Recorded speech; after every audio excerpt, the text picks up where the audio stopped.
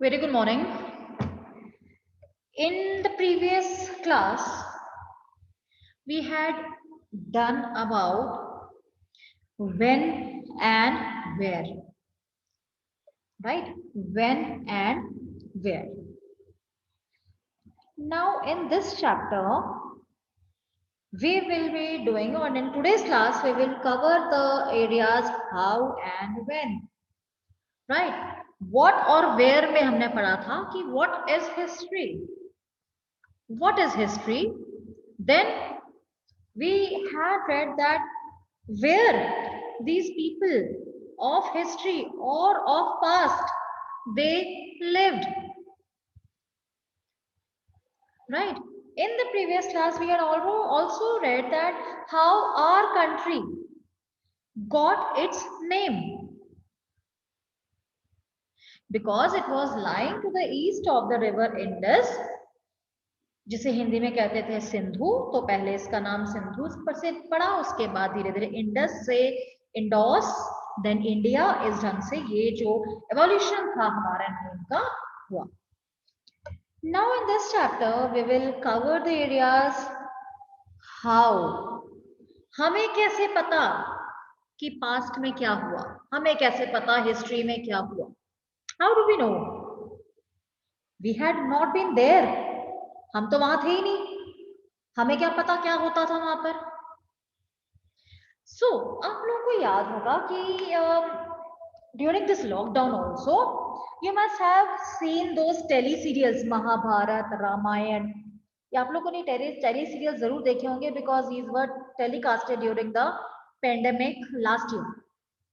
उसमें आप लोगों ने शायद कहीं नोट किया होगा या ऑब्जर्व किया होगा कि उस टाइम पे जो सेंट्स होते थे ना, सब ऋषि मुनि कहते हैं कि साधु होते थे, वो क्या करते थे? They used to write on the palm leaves. Palm leaves, palm के पत्ते होते हैं बड़े बड़े, जिसके ऊपर लिखा जाता था, राइट? क्योंकि उस टाइम पे कोई पेपर्स तो होते नहीं थे, राइट? कोई पेपर्स नहीं होते थे, तो या तो पाम ट्रीज होते थे या जो ट्रीज होते हैं ना, the bark of the trees, the bark of the tree was also used to write. तो चाहे वो बार्क ऑफ ट्री पे लिखा हो, चाहे वो पाम लीव्स पे लिखा हो, the everything written was there by hands. आजकल क्या होता है? Everything is printed, right? The books which you are using na, that is not written by hand, that is a printed one. Machines होते हैं, print हो जाता है, so we don't write. Yes, your notebooks which you are writing, which you are maintaining rather, that are the manuscripts. How? Because these are written by hands. Manuscript word कहाँ से आया है? Manu, right? It has come from the word manu. Manu का मतलब होता है hand. सो हम इसे बोलते हैं मैन्यूस्क्रिप्ट। अगर इसे हम रीड करें manuscript, so it means script written by hand. The script written by hand is known as manuscript. So as such, these were written on palm leaves or the bark of the tree. Then these were compiled. ये ऐसे पत्ते होते थे, palm leaves होते थे या bark होते थे, इनको एज सच, जैसे आजकल हम लोग पेजेस यूज करते हैं ना, स्पाइरल नोटबुक्स यूज करते हो आप लोग, इस ढंग से हैं ये। So then they were compiled. उस समय कोई टेक्नोलॉजी नहीं होती थी, everything was taken from the nature, but those were written so nicely कि आज भी वो प्रिजर्व्ड है। कुछ पार्ट उनका खराब हो गया है या आई मीन स्पॉइल हो गया है, बट स्टिल हमारे पास एक ये अच्छा सोर्स है to know about the past. These manuscripts were written in Sanskrit language, Prakrit language और Tamil language. See Tamil language है ना, ये माना जाता है कि ये हमारी कंट्री की ओल्डेस्ट लैंग्वेज है। It has evolved from Sanskrit itself, right? तो संस्कृत से ही निकली है और बड़ी पुरानी ये लैंग्वेज है। प्राकृत जो है उस टाइम पे, पुराने टाइम पे लोगों की कॉमन लैंग्वेज होती थी, right. It was people's language. Sanskrit क्या होती थी? It was the language of the educated people. जो उस टाइम के एजुकेटेड होते थे ना, पढ़े लिखे लोग होते थे, जिसे हम कहते हैं ये साधु होते थे, ये सेंट्स जो होते थे, दे वर एजुकेटेड. तो ये संस्कृत लैंग्वेज यूज करते थे.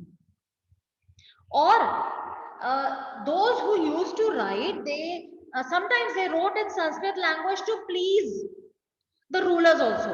क्योंकि जो रूलर्स होते थे ना, वो भी माना जाता था कि पढ़े लिखे होते थे, तो उनके लिए भी संस्कृत में लिखा जाता था. प्राकृत जो थी, that was the language of common people, आम लोगों की भाषा, ऑर्डिनरी लोगों की भाषा. तो कई बार कई सेंट्स क्या होते थे, they used to write in Prakrit language so that it could be understood by the common people.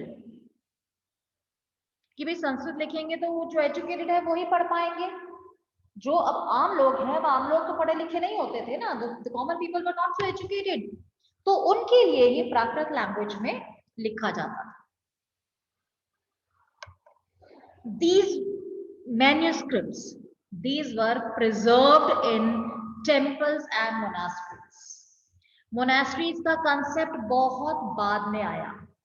Temples का जो existence था वो बहुत पहले से.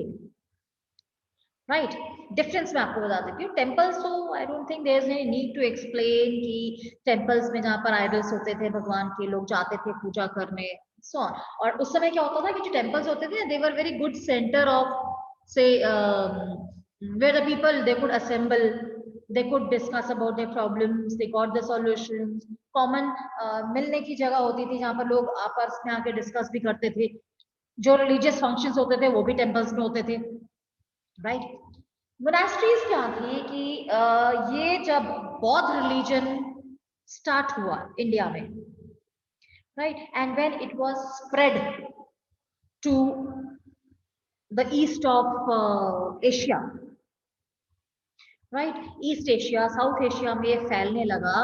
और इंडिया जो था, बीइंग इट्स ओरिजिन, तो बाहर की कंट्री से भी लोग जो थे वो यहाँ पर आते थे to study about the life of Gautam Buddha, because he was founder of Buddh religion. तो ये आते थे और कई बार क्या था, ये they used to spread the teaching of Buddha. तो अब वो भी जब आते हैं, सारा दिन तो घूम नहीं सकते, उनको भी रहने के लिए जगह चाहिए थी. तो what used to be there कि वहां के जो कुछ श्रद्धालु लोग होते थे ना, उन्होंने इनके लिए केव्स में ही जगह बना दी. केव्स, गुफाएं होती थी ना, उसको काट काट के इनके रहने की जगह बना दी. तो वो थी मोनास्ट्रीज. राइट. ऐसी काफी सारी मोनास्ट्रीज जो हैं, ये हमारे आर्कियोलॉजिस्ट को भी मिली हैं. और इन मोनास्ट्रीज में ही ये जो मैन्युस्क्रिप्ट्स हैं, दे वर प्रिजर्व्ड. एंड ये जो मैन्युस्क्रिप्ट्स होते थे, these were about the religious beliefs. ये प्लेस भी हो सकते थे, इसमें पोएम्स भी हो सकती थी, किंग्स की प्रेज में भी लिखे जाते थे, राजाओं की तारीफें करते हुए लिखे जाते थे, मेडिसिन के ऊपर भी बुक्स होती थी, साइंस के ऊपर बुक्स होती थी. तो यू कैन सिंपली अज्यूम कि आजकल तो हमारे पास कितना कुछ है, हम नेट यूज करते हैं, गूगल खोलते हैं, सारा कुछ हमें मिल जाता है. पहले के टाइम पे लोग कहाँ से नॉलेज लेते थे इतनी? Means they could write the place, they could write the poems, they could write even about the medicines and science also. So हमें ये सारी नॉलेज जो है इन मैन्युस्क्रिप्ट से मिलती है. Then the second source क्या है? Inscriptions. Inscriptions क्या होते हैं? The writings which are there on the hard surface. Hard surface, say, can be a rock, can be a slate, right? Can be a bark of the tree, or sorry, the trunk of the tree. कोई भी hard surface जिसके ऊपर कुछ लिखा जाएगा, वो hard surface होगा inscriptions. पहले किंग्स क्या करते थे कि वो ऐसे इंस्क्रिप्शंस बड़े बड़े पत्थरों के ऊपर खुदवा देते थे, पिलर्स पे खुदवा देते थे. खुदवाते क्या थे कोई भी टीचिंग्स, कोई भी मैसेज दो विच दे वांटेड कि that should go to generations. ऐसे ही आप लोगों ने सुना हुआ है द किंग अशोका। अशोका ने ऐसे बहुत सारे इंस्क्रिप्शंस जो थे वो खुदवाए थे। ऐसा ही एक इंस्क्रिप्शन जो है that is there on the rock, big stone piece, ये है यहाँ पे उत्तराखंड में एक जगह है चक्राता, राइट, बहुत ज्यादा दूर नहीं है यहाँ से। तो वहां पे उसके पास में एक जगह है जहां पर अशोका का इंस्क्रिप्शन जो है मिला है। Now it is there under the archaeological department and it has been preserved, but it is open for the people to C.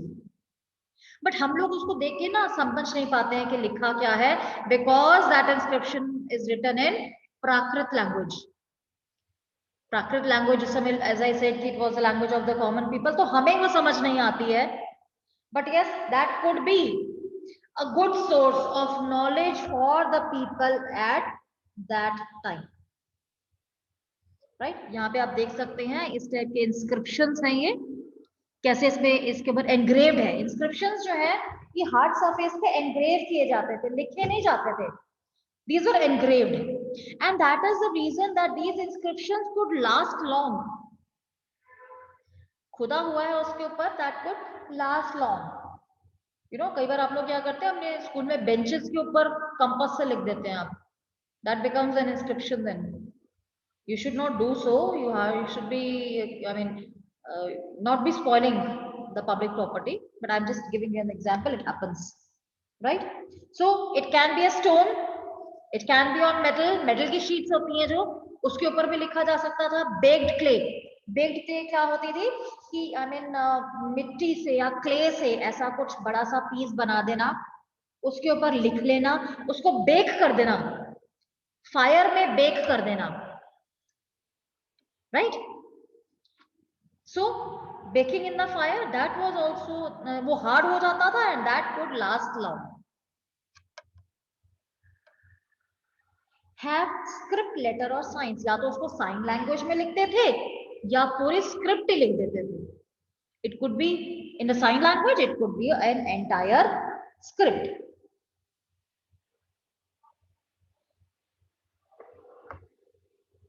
Now you must have observed कि मैंने एक वर्ड बड़ी बार यूज किया, archaeologist, that the inscriptions of Ashoka that are under the archaeological department. Archaeologists.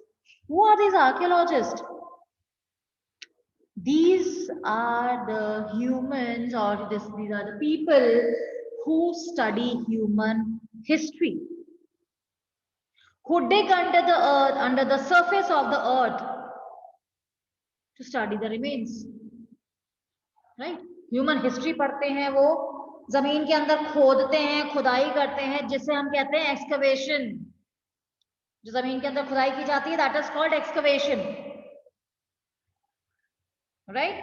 वो excavation करते हैं और वहां से फिर ढूंढते हैं चीजें, then they put their own somewhere imagination.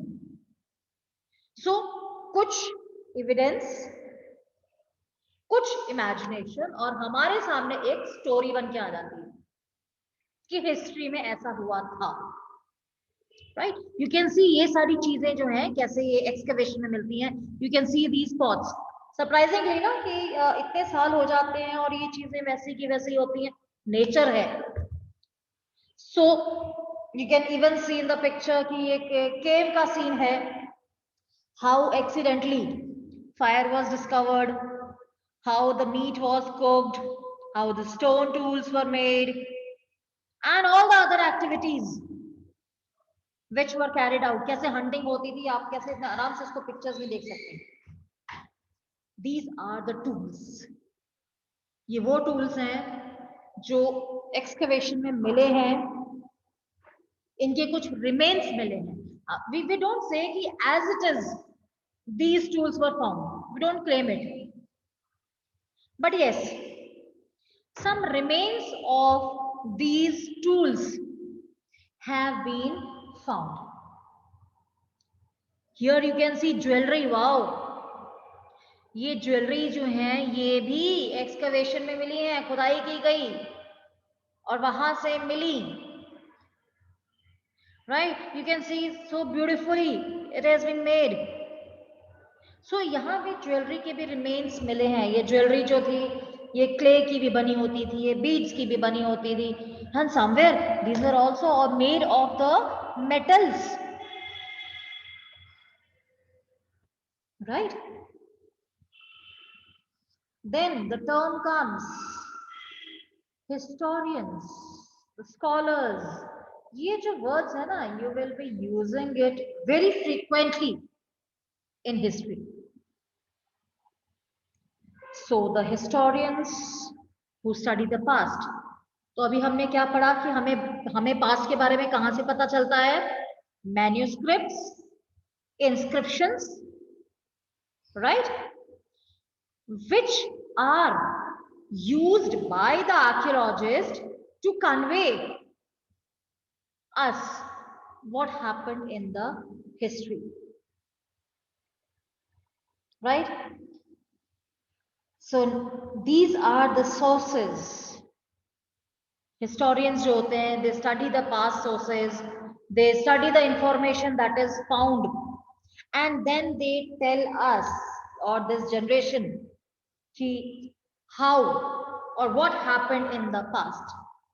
So manuscripts, inscriptions, archaeologists, ये सारे मिलकर ये जो है चीजें हमारे तक हिस्ट्री के बारे में बताते हैं, right? Now what type of people were there in the past, right? The people were the ordinary.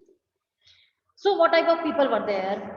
But obvious, जैसे हमेशा ही होता है, ordinary people were there and the other class was also of the kings or the queens. So the ordinary people, they were like farmers, they were the herders, they were the fishhawks, gatherers, and so on. They did not keep the records. What they did, हमें ordinary लोगों के बारे में बहुत ज़्यादा नहीं पता. Why? Because these people did not keep their records. Whatever they did not keep the records of that. क्यों? क्योंकि they were not rich enough to keep the historians who could write about these people. Whereas the other class, that was of the kings or the queens, they kept the records of their victories in battles. इनके सारे record होते थे, कौन सी battles लड़ी, कहां पर ये जीते, क्या किया. Why? Because इनके पास अपने historians होते थे. They had their own people who wrote about them.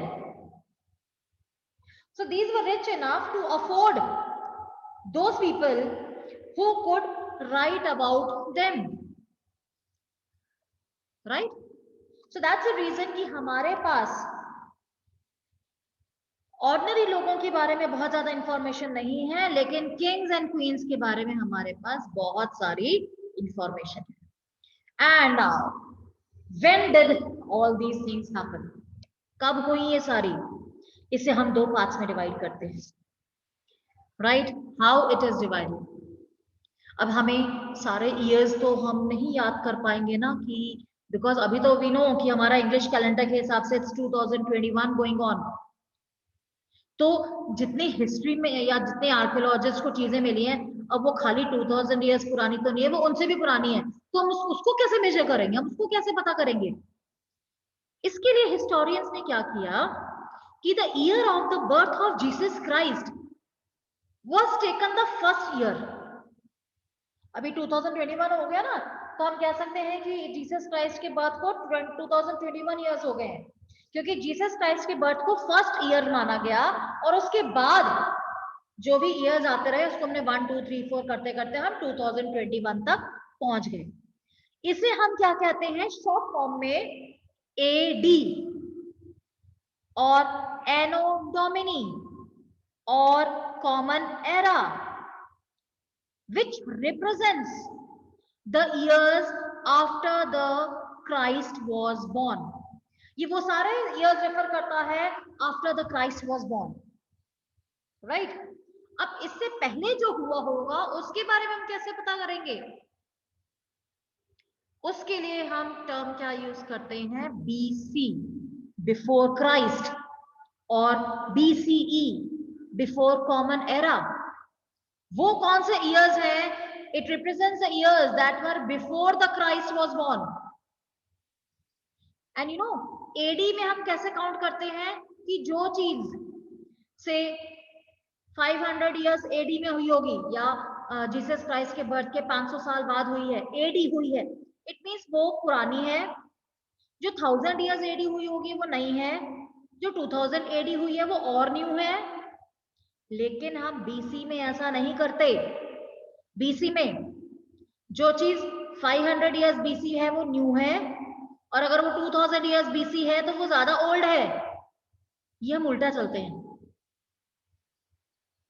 right? So in this way we calculate the age or the time period when that thing must have happened. So here we come to the end of how, right, how and when, right? So here we come to the end of this era. What and when we had already covered in the previous slides. So here we come to the end of the what, when, how and where. What, where, how and when.